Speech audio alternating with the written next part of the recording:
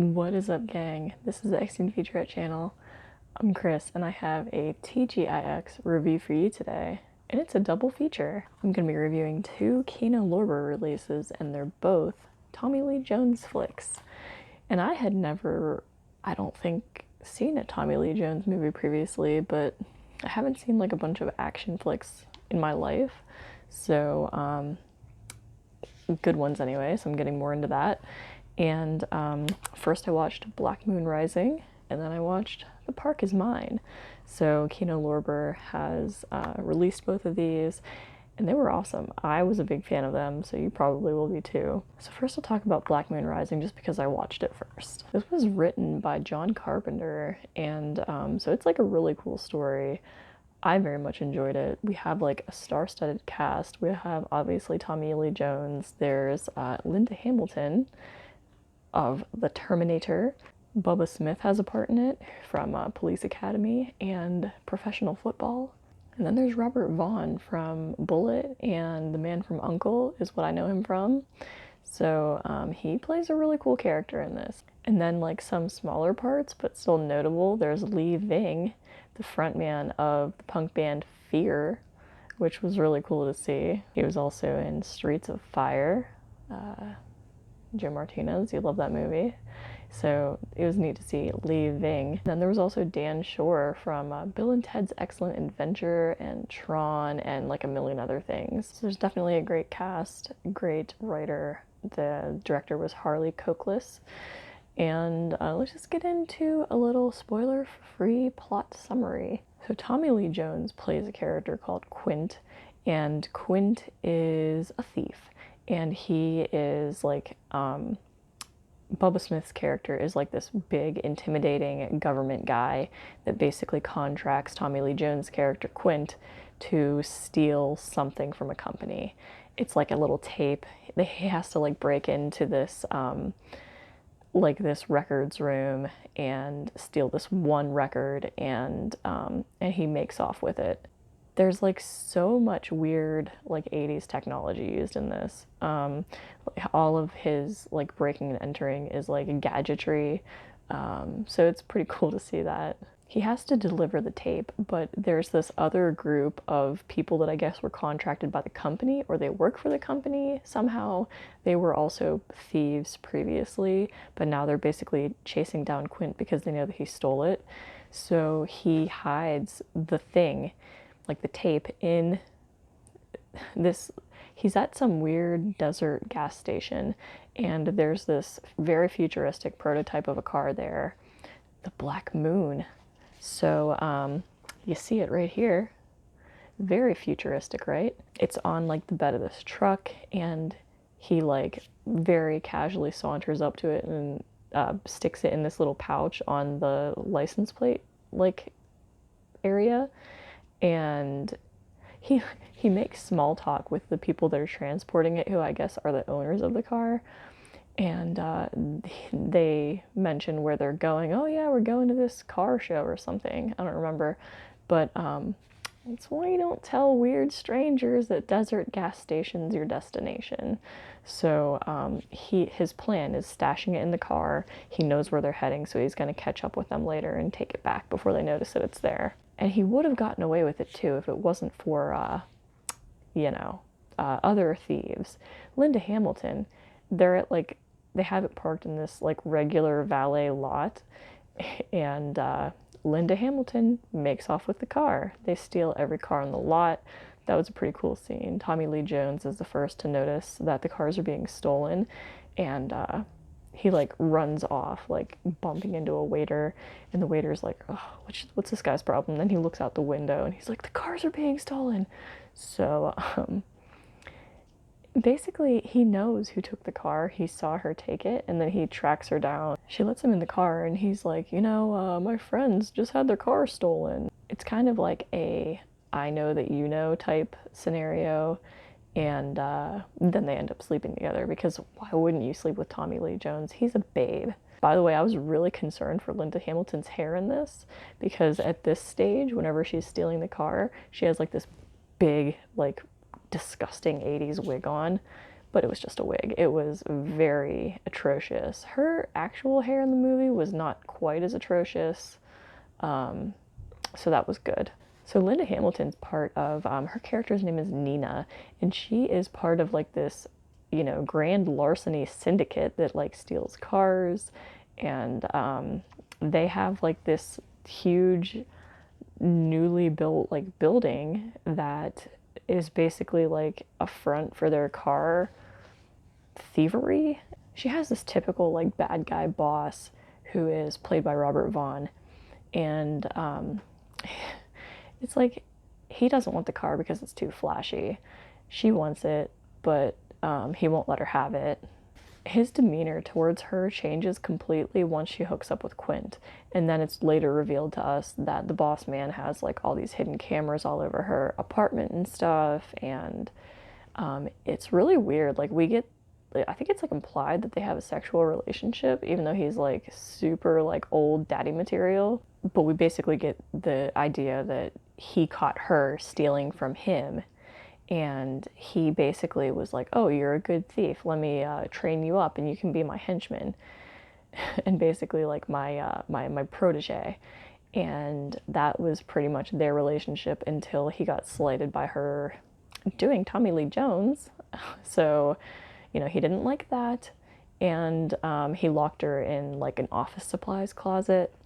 And while Tommy Lee Jones is trying to break in and steal the Black Moon back out of this already stolen car place, he's obviously doing like an air duct infiltration, because that's what you do in 80s action movies. And you know, I don't know the type of air that they're trying to move in these buildings, but it's sizable because these vents are large enough for a small party.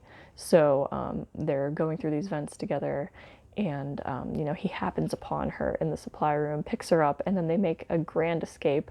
Or do they? Together. Like that's the plan. They want to get out of there with the goods. And that's pretty much it. The scene when they're trying to get out of the building together, because, you know, obviously this guy's henchmen are everywhere in the building. It's very good. Like the movie has a good pace to it. There's a lot of action throughout the movie. But once you get to the climax with the escape scene, that's when you see this beauty right here, Black Moon Rising. It's a fun action sequence. It's fun altogether. Watching this, you can tell that it's like a made-for-TV movie because it just has that feel to it. It's not like a super high-quality caliber, even though it's fun. So, you know, there's just scenes where the henchmen are... There's one scene in particular where they were running through a hallway and you could obviously see them avoiding the camera guy that was filming them. That was really weird, and I feel like it could have easily been cut out. But it's just like little things like that that make it through, that give you the feel that it's not like, you know, it's not like the highest quality action movie. So, it didn't take away from my viewing experience at all. I thoroughly enjoyed this movie. I loved it. I loved it so much. It was a great introduction to Tommy Lee Jones. There was just so much to it. Like the relationship that he had with Linda Hamilton that was like really complicated. You know, there were scenes where they were like just basically having sex, and they're trying to, like, you know, it's like two thieves having some intimate relationship, and it's like, well, you know, do we trust each other or do we really not, because we know that we're both liars and thieves. So it was pretty complicated in that regard. There was a lot to it. You know, it's like an 80s like techno action type movie. The technology in it was great. All of the gadgets that he used to do his thievery, and then the Black Moon itself, like this car is supposed to be like, it's supposed to go like 400 miles per hour or something. I don't remember if like in the commentary, because I did listen to the commentary. Yeah, the audio commentary by film historian Lee Gambin and author of Hell Hath No Fury Like Her, Making of Christine. So he knows something about car movies. I think that maybe they beefed up the speed of the Black Moon from the story, but I don't recall. We'll just talk about special features, so you can pause on that and check those out. Sound of Speed, composing Black Moon Rising, an interview with composer Lalo Schifrin. and film music historian Dan Schweiger. I have not seen that yet, but I recall that the movie Abominable that I reviewed a while ago had Lalo Schifrin as the composer, and I loved that score. The score to this was awesome too. It was very fitting for the movie, but it was great. Lalo Schifrin's a really great composer, so I do want to check that out. This is also a 2K restoration from the original 35mm interpositive, which is very, very good looking. So if you have any interest in this at all, I would say that it is definitely worth picking up. It is a 100-minute feature, and it's from the year 1986, which was a good year. So very, very highly recommended by me. And then we have The Park Is Mine, which very sad that I didn't know that this was a Veterans Day film, because I can't think of any other films that are centered around Veterans Day. But I missed that this year, so we can enjoy that November 11th next year. It starts out with Tommy Lee Jones. His, I guess somebody like commits suicide by jumping off of a building, and Tommy Lee Jones gets a letter, and it's like a communication from his friend, and the dead friend is like, you know, it's the voice of him reading this letter all throughout the intro of the film. And it's basically him saying, hey, I have explosives set up all over Central Park, and basically telling Tommy Lee Jones where there's a stash of ammunition and like weapons in Central Park. I have all these mines laid. This is how you take over Central Park in New York. And I'm like,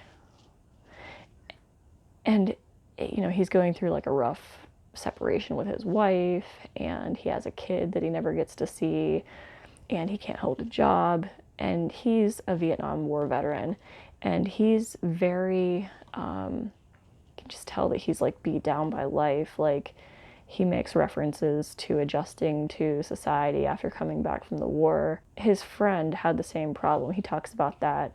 This is really cool because like he basically takes over the park, the cops and the mayor, and everybody doesn't really know how to respond, and it's like a botched response job, which is very accurate. Throughout the movie, you know, it's basically like him playing like a little kid, and then it's like, you know, he has moments where he like will call and address the press and say like, you know, this is why I'm doing this. I just want attention. Like, this is for the people that, you know, feel like they don't have any control over any aspects of their life. And I feel like we all feel like that sometimes, you know, because like society is what it is, and it's easy to feel lost in the shuffle, especially for a veteran that's having trouble adjusting back to society. So I thought that it was really good. Like, you know, aside from the fact that it's fun and there's a lot of action and stuff, the conflict in it's really interesting. They send in like a member of the Viet Cong to like try to neutralize him. It was like, this movie is wild. It was wild. About halfway through the movie, it reminded me of Nightcrawler. Those like press people like with the cameras trying to get in on the gory details of accidents and stuff. This woman like sneaks in the park, and she's all like afraid because he's like, take off your clothes, and she's like, oh great, now I'm getting raped in Central Park by a nut. But no, he was actually asking her to put on some camouflage so that they wouldn't be detected. There isn't really too much more I want to say about this because it's not like there's a huge twist in it or anything, but the climax to it I did not really see coming. I went into this totally blind, not knowing what the plot was, and I think that that's the best way to approach it. So, and the score is Tangerine Dream, which if you like the intro to my channel, I feel like you will love this score because it's the same type of vibe. Very, very, very awesome score to this movie. So a lot of the time, like movies that have to do with like veterans or like, you know, war movies and stuff, I don't really relate to because I'm not a military guy. But there's some that like break through and, you know, us civilians can appreciate them. And this is definitely one of them. So I liked that. So check this out. This is a 1985 flick. It's 102 minutes, but it was a very good pace. It didn't feel long at all. It was, you know, there was a good pace to the movie itself. There's two features on here. We have an audio commentary by film historian Nathaniel Thompson, and we have the trailer gallery. And I did listen to the commentary on this, and I enjoyed it. So good job, Nathaniel Thompson. Very much enjoyed that. We need to get this score because Tangerine Dream is very awesome. If you have seen either of these, let me know. Leave me a comment and we will talk about some Tommy Lee Jones flicks. And every time like I talked about one of these, everyone was like, what about Rolling Thunder? So I guess I need to watch that next. So there's going to be more Tommy Lee Jones flicks in my future and in your future too. So get down on it. As I record this, there was just a winter sale announced from Kino Lorber. So that is very exciting news. I hope that you all check it out. I'll be sharing that and sharing my thoughts on some of those releases. And who knows, maybe these will be featured in it. So many thanks to Kino Lorber for sending these guys for review. And many thanks to you for watching this channel, supporting my nonsense, and coming back every week for more weird reviews on weird movies. So do it again next week, see what we talk about, and I will see you next time. Bye.